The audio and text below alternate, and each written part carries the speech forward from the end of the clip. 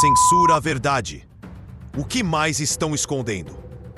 Pelo menos 6 jornalistas da ESPN foram censurados após denunciarem ao vivo o escândalo obsceno da CBF, que envolve milhões de reais e a influência direta de um ministro do STF. A ESPN, sob pressão, suspendeu a transmissão de um programa que abordava a corrupção no futebol brasileiro, mostrando que a liberdade de imprensa está sob ataque. A CBF, em uma tentativa desesperada de abafar a verdade, se esconde atrás de justificativas vazias, enquanto a Globo e outros veículos permanecem em silêncio cúmplice. Essa é uma vergonha que não podemos aceitar. Pelo menos 6 jornalistas da ESPN foram censurados. Isso depois eles denunciarem ao vivo o escândalo da CBF, que envolve quem? Envolve o ministro do STF, Gilmar Mendes, e milhões de reais. Ontem eu publiquei aqui no canal um vídeo explicativo detalhando para vocês o escândalo da CBF, um caso obsceno, que eu classifiquei aqui como um dos maiores escândalos que eu já vi na vida, algo para abalar as estruturas da República. Eu vou deixar para vocês o vídeo no final aqui na tela e o link na descrição para você assistir depois. Mas hoje eu trago para vocês a parte 2 desse escândalo, que foi a censura aos jornalistas da ESPN que denunciaram esse caso ao vivo. Dá uma olhadinha aqui, ó. Olha aí na tela. CBF se irrita com ESPN, que suspende elenco do Linha de Passe após edição contra o presidente. Gente, isso aqui, ó, tem nome. E o nome disso aqui é censura. Censura. O nome é uma vergonha. Olha aí, ó, para quem já conhece o programa, para quem acompanha, olha ali os jornalistas do Linha de Passe da ESPN. A ESPN suspendeu por um dia o elenco da última segunda, do dia 7, do Linha de Passe.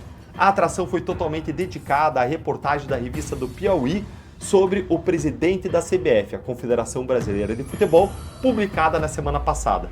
A CBF nega que pediu esclarecimento sobre o assunto para o canal.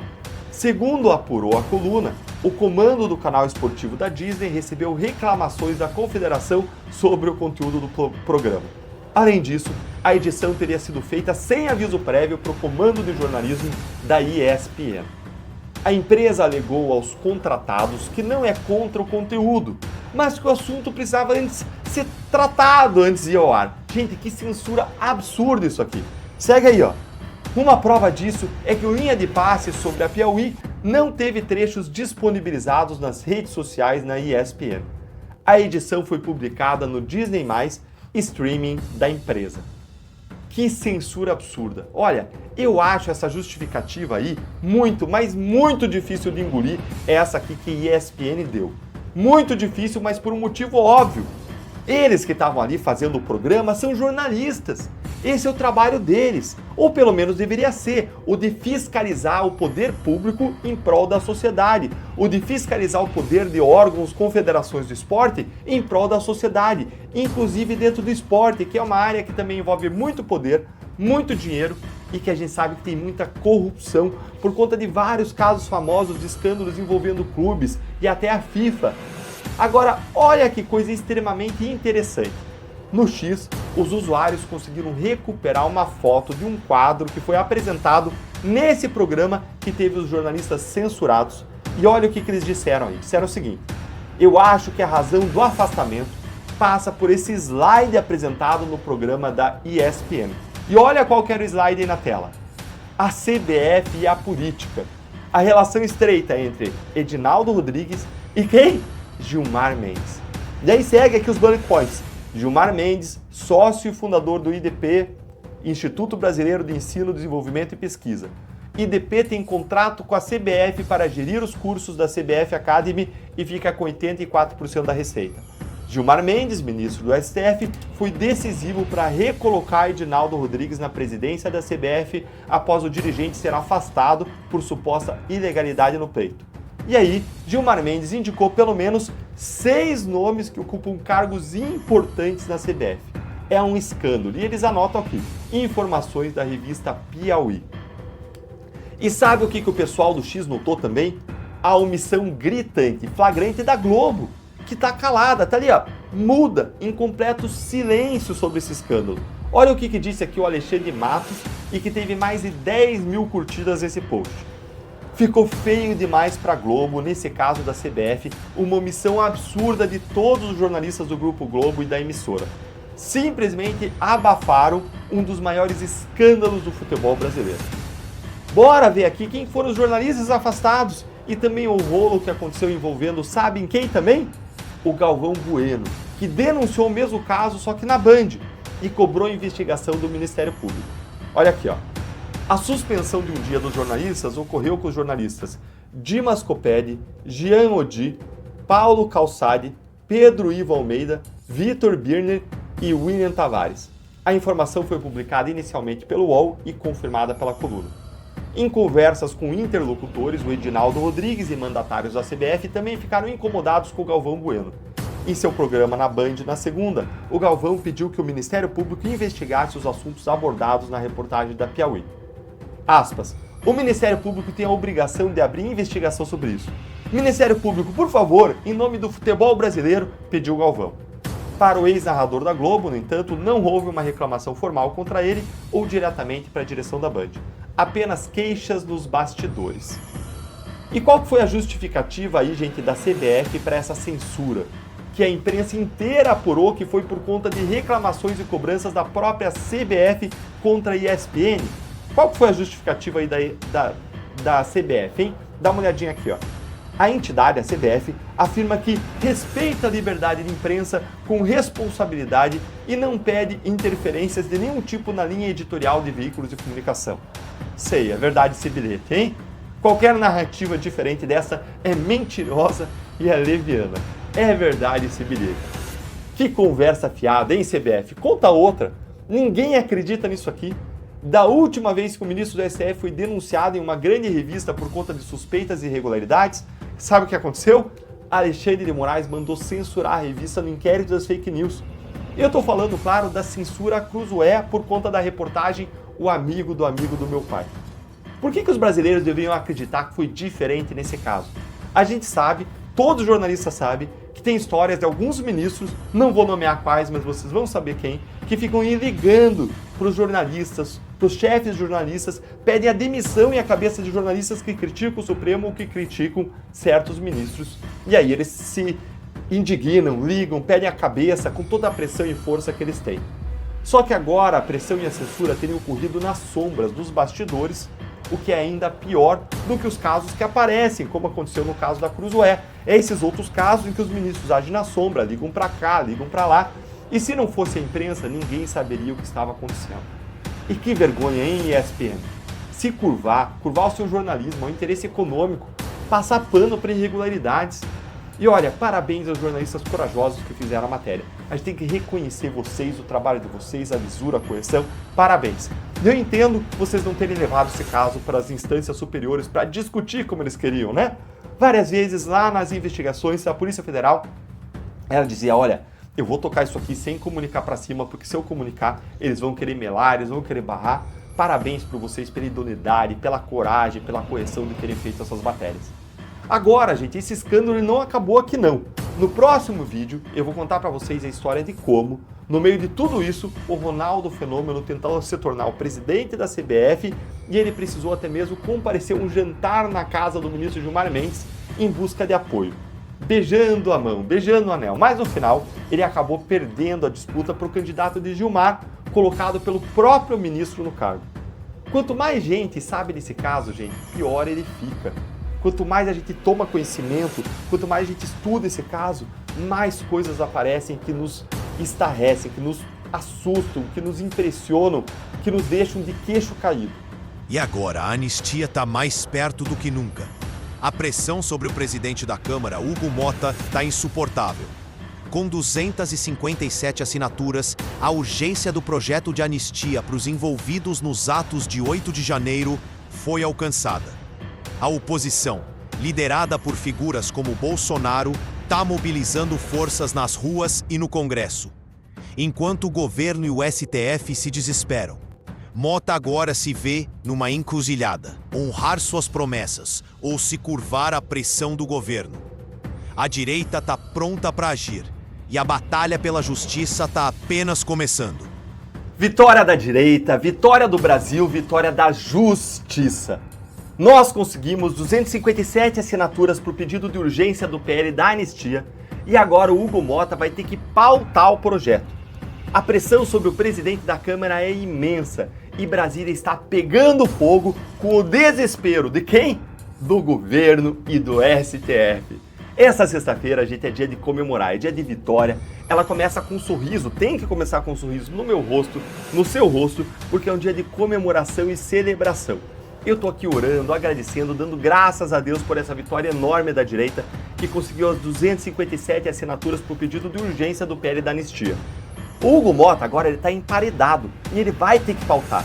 Se você está tão feliz quanto eu, vai curtindo o vídeo com toda a força e lê aqui comigo a notícia que saiu no blog do Lauro Jardim, no jornal O Globo, porque eu vou te mostrar algumas informações e você vai ver que não é tão claro assim a sinalização do Hugo Motta. Ele deu sinais das duas direções, mas como eu vou chegar lá no final, eu vou te mostrar, ele vai ter que pautar por várias razões. Vamos ver aqui, ó. Anistia. O PL atinge 257 assinaturas para urgência e Motta será pressionado a votar. 4 dias depois de reunir 45 mil pessoas numa manifestação da Paulista Pro Anistia, mostrando força, a oposição, aqui liderada pelo Bolsonaro, atingiu as 257 assinaturas necessárias para acelerar a tramitação do PL da anistia na Câmara. A partir de agora, com base no acordo do PL com o Hugo Motta, o presidente da Câmara será pressionado a pautar a votação de urgência da proposta que perdoará as condenações aos envolvidos nos atos do 8 de janeiro. Olha, gente, a oposição está pautando primeiro a urgência, conseguiu coletar aí votos suficientes para pautar a urgência. Por quê? Porque uma vez que você aprove urgência na casa, o projeto ele não precisa passar por várias comissões onde pode ser barrado, porque pode ter alguma comissão dentro do Congresso, dentro da Câmara dos Deputados, em que prevaleça a esquerda, aí eles barram o projeto. Então você aprovando um pedido de urgência, aí você consegue fazer com que ele seja votado a qualquer momento no plenário, diretamente, sem ter que passar pelas comissões. Essa é a estratégia aqui da oposição. E olha só, hein? Hugo Motta, agora você tem a oportunidade de mostrar quem você é. Se você é um homem de fibra, de espinha ereta, que cumpre acordos, ou se você é um cachorrinho encoleirado e submisso do Supremo. Qual dos dois você é, hein? Olha, presidente da Câmara nenhum sobrevive aí, Hugo Motta, se você ficar com a fama de que quebra e viola acordos. E agora, hein? Bora aqui dar uma olhadinha na coluna da Malu Gaspar, também do Globo, que tem termos exatos da promessa que o Hugo Motta fez a Bolsonaro, feita numa reunião entre eles nessa semana. Olha aí. Anistia. A promessa de Hugo Motta a Bolsonaro, segundo o líder do PL. Qual será que é, hein? O líder do PL lá na Câmara é o Sóstenes Cavalcante e, segundo ele, o Bolsonaro lhe contou que o Motta prometeu que se houver assinaturas suficientes para levar o projeto ao plenário da Câmara em regime de urgência, ele pauta a votação. Essa foi aí a promessa. E olha o que até a Malu Gaspar reconheceu que aconteceria se a direita alcançasse as assinaturas necessárias, o que já aconteceu. Aí, ó. Ela primeiro fez uma ressalva aqui, ó. Como não é a primeira vez que o Sóstenes anuncia que ele estava perto de conseguir as 257 assinaturas, é preciso aguardar aí para conferir se agora vai mesmo. Mas, se ele de fato atingir a meta, vai colocar o presidente da Câmara em uma sinuca de bico. Por quê, Deltan? Porque o Motta fez promessas conflitantes nos bastidores sobre o assunto. Ao governo foi uma cara. Para a oposição, ele mostrou outra das suas máscaras. Quando ele ainda era candidato à presidência da Câmara. Aos líderes do PL, que tem 90 deputados, ele prometeu que ele botaria o projeto para votar. E ao governo, ele disse que não o faria. Gente, olha como é que funciona a política. Como as pessoas têm duas caras. Não é só na política, nas relações humanas, né? Mas na política isso é mais exacerbado ainda. Tá cheio de gente assim, hipócrita, duas caras, fala uma coisa e faz outra, promete alguma coisa para um, promete outra coisa totalmente diferente para outro, que é antagônica, incompatível com a primeira promessa. Essa é, infelizmente, a política. Por isso que a gente precisa mudar a política. Agora, vamos dar uma pensadinha nisso aqui, ó. Agora, o Hugo Motta, ele vai ter que dar os seus pulos. Por quê? Ó, Hugo Motta, você vai ter que pautar a anistia. Embora você tenha feito aí promessas conflitantes, você vai ter que honrar sua promessa à direita. E eu te falo por quê. Porque a direita não vai te dar sossego nem nas redes sociais e nem no Congresso fazendo obstrução dentro do Congresso se você não pautar. E você sabe que a direita é incomparável nas redes sociais, está há 1000 anos-luz à frente da esquerda, do PT, do governo. E se a direita começar a produzir conteúdo em massa, com a população colocando pressão nos deputados e em você para pautar essa urgência, e para pautar o projeto depois de aprovada a urgência, eu não vejo como você não pautar. No final das contas, você vai ter que ceder de toda forma, porque como presidente da Câmara, você vai ter que representar os interesses da casa, a vontade da maioria da casa e mais, a vontade do povo, sob pena de perder toda a sua credibilidade diante dos deputados e da sociedade brasileira. Como dizem, a casa sempre ganha, né? É o que se diz lá no ditado dos cassinos. E no final, a vontade soberana da maioria da Câmara tem que prevalecer, representando a maioria da sociedade que acha essas penas do 8 de janeiro absurdas, exacerbadas. E a anistia vai ter que ser pautada. E agora eu quero ouvir a sua opinião que está aqui comigo. O que você acha? O Mota vai aguentar a pressão ou ele vai acabar cedendo aos interesses do governo, do STF? Qual a pressão? A gente tem duas pressões aí, né? Da maioria agora da Câmara e a pressão do povo, a pressão da direita, e vai ter a pressão do Supremo e a pressão do governo. E aí, para que lado que você acha que ele vai? Mas quem realmente se beneficia dessa manobra?